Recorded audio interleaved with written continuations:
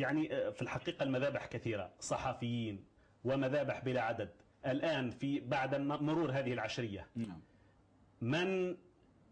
من يتحمل المسؤولية؟ هل يمكن القول على الأقل تحميل جهة مسؤولية معينة؟ أنا أعيد لك السؤال. أظن أن يعني الأخ يعني أنا لا أعرفك جيدا، بس أظن أنك أنت أب مسؤول عن عائلة.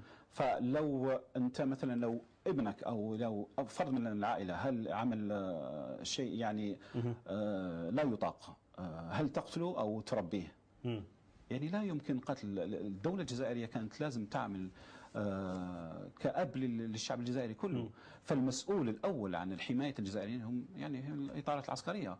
إلا أن التقتيل، أقولها وأعيدها، التقتيل اللي جرى في سيدي موسى وفي غيرها وكذلك كانت سياسة حكم، كانت سياسة قررها في ذلك سياسة الوقت. حكم وليست بالتأكيد يعني جماعات مسلحة أو غيره. لا لا لا, لا أبدا، كانت سياسة أقولها وأكدها للتاريخ كما قلت أنت وللشعب الجزائري.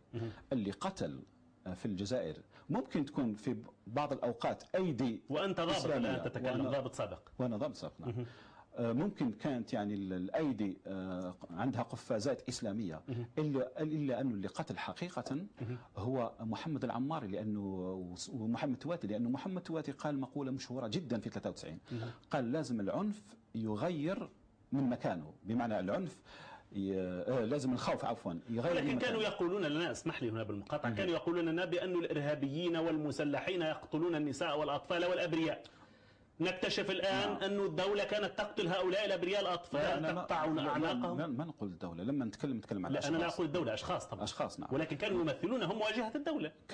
كانوا يمثلون الدولة، بس ما هم الدولة. ما هي الغاية التي كانت؟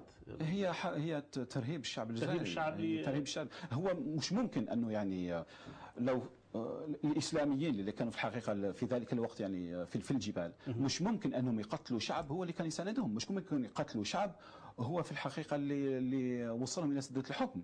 هذا غير معقول. سعادة الضابط، يعني أنت ربما هناك بعض المشاهد التي لا تريد ذكرها كما قلت، يعني لا هي شوف هي ولكن إنسانيا وجزائريا من مذبحة واحدة.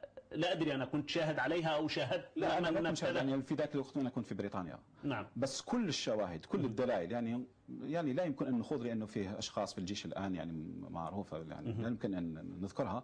فكل يعني الدلائل أنه اللي عملها أشخاص معروفين. أنا أقول لك شيء ممكن هذا يعني حيكون استغراب بالنسبة للمشاهدين، ولكن أول مجموعة إسلامية، أقول لك مليح أنه أول مجموعة إسلامية صعدت للجبل ما كانت إسلامية، كانت من المخابرات.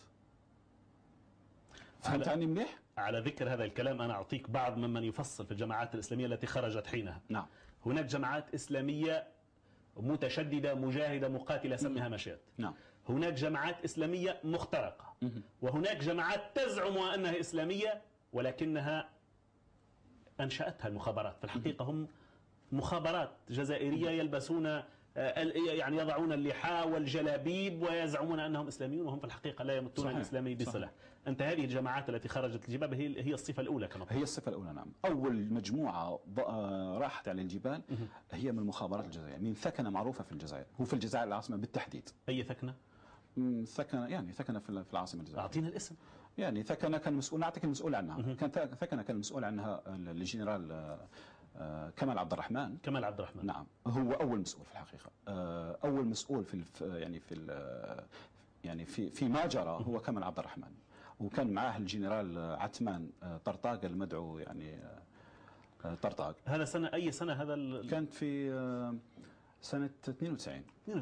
يعني كانت الأجهزة وقتها وكمال عبد الرحمن ومن معه نهاية 92 كانوا يخططون. لا كانوا يخططون لأنه كانوا يدركون ماذا سيحصل تقريبا.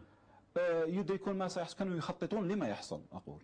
لأنه كانت التعليمات تيجي من عند العربي بالخير والمجموعة الحاكمة اللي يعني لتطبيق في الحقيقة سياسة الغاية منها هو التحكم في الجزائر والتغيير كما يريدون.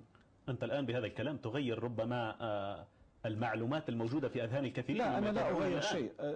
في الحقيقة أنا أظن أن العقلاء في الجزائر لو يفكروا 5 دقائق فقط فيما جرى، يعني بين 90 وبين الآن.